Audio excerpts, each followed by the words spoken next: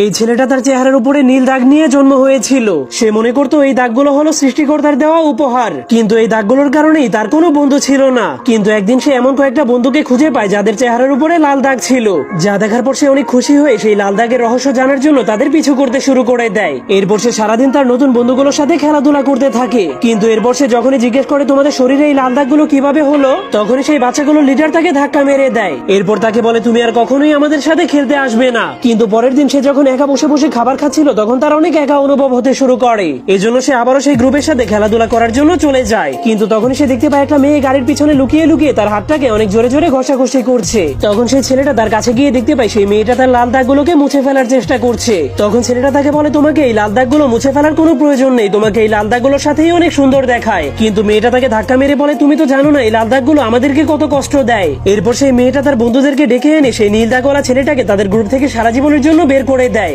এরপর সে ঘরে গিয়ে দেখতে পায় তার মা বসে বসে টিভি দেখছে। তখন সে তার মায়ের কাছে সেই দাগগুলো হওয়ার কারণ জিজ্ঞেস করলে তার মা তাকে কোনো জবাব দেয় না। এজন্য সে আবারও জিজ্ঞেস করলে তার মা অনেক রেগে তাকে ধাক্কা মেরে দেয়। কিন্তু তখনই হঠাৎ করে তাদের ঘরের রং নীল হতে শুরু করে দেয়, যার কারণে ছেলেটা মাটিতে পড়ে গেলে সেই নীল রংগুলো তার শরীরে ঢুকতে শুরু করে দেয়। কারণ এটা একটা গরিব মেয়ে যার নাম হচ্ছে ম্যারি। সে খাবার বানাচ্ছিল, তখনই একটা ইঁদুর এসে তার খাবার চুরি করার চেষ্টা করে। ম্যারি তাকে খাবার চুরি করতে দেখে ফেলে, এজন্য এই ভয় পেয়ে ইঁদুরটা লুকিয়ে পড়ে। ম্যারি গরিব ঘরের হলেও তার মনটা অনেক বড়, আর সে ইঁদুরটাকে খাওয়ার জন্য একটা টুকরো দিয়ে দেয়। আর তখনই অনেক সুন্দর আলোতে তার ঘর উজ্জ্বল হয়ে যায়। আর আলো তাকে বলে অনেক দ্রুত তোমার ঘরে একটা বুদ্ধিমান বাচ্চার জন্ম হবে, যে বড় হলেই সবার রাজা হবে, যার নাম হবে মিস আয়া। আর যেভাবেই হোক না কেন ওকে তোমার রক্ষা করতে হবে। কিন্তু ম্যারি বুঝতে পারে এই আলো উপরওয়ালা পাঠিয়েছে। আর আলোটা উড়ে উড়ে আকাশে পৌঁছে যায় এবং একটা তারাতে পরিণত হয়ে যায়। আর সেই তারাটা অন্য তারাদের থেকেও বেশি চমকায়। আর ম্যারি যে ইঁদুরটাকে খাবার দিয়েছিল সে সব কথাগুলো শুনে ফেলে, আর গিয়ে অন্য পশুদেরকে সব কথাগুলো বলে ফেলে। আর সবগুলো পশুরা প্রথমবার সেই তারাকে দেখে অবাক হয়ে যায়। আর সেই চমকানো তারাকে একটা গাধা দেখে ফেলে। সে নিজের বাবার সাথে অনেক কষ্টের কাজ করত।